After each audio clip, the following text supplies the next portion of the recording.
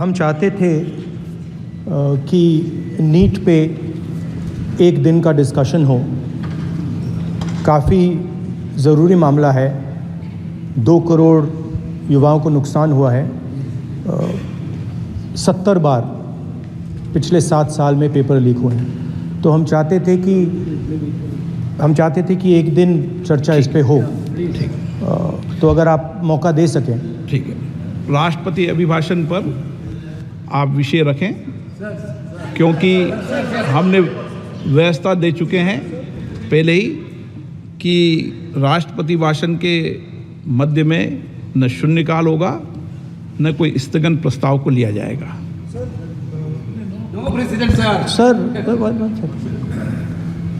President तो जो अध्यक्ष बनाता है वही प्रेसिडेंट होते हैं वेणुगोपाल जी।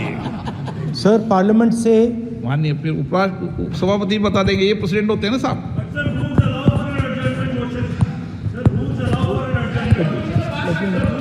रूल के बाद भी अध्यक्ष निर्देश होते हैं ना वकील साहब। चलिए, आपको बोलने दे रहे हैं आपके नेता लोग, आपको बोलने दे रहे हैं लोग। सर पार्लियामेंट से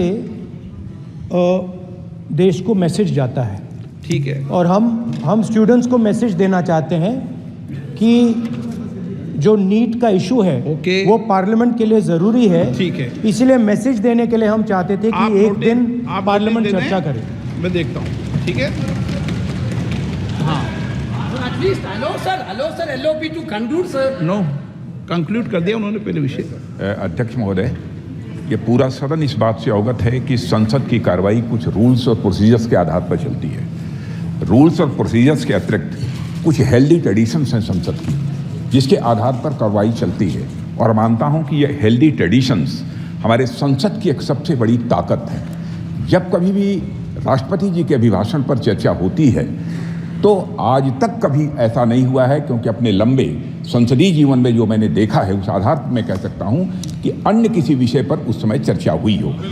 इसलिए मैं अपने सभी सम्मानित विपक्ष के सदस्यों से भी आग्रह करना चाहता हूं, आप जिस विषय पर चर्चा करना चाहते हो आप चर्चा करें, लेकिन एक बार राष्ट्रपति से संबंधित जो धन्यवाद प्रस्ताव है उसको संसद में पारित करने के बाद ही करें।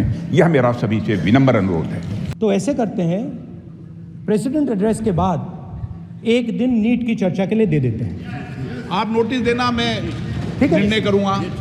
राजनाथ सिंह जी का तो सुझाव हो सकता है, निर्णय मैं करूंगा या BSC करेगी।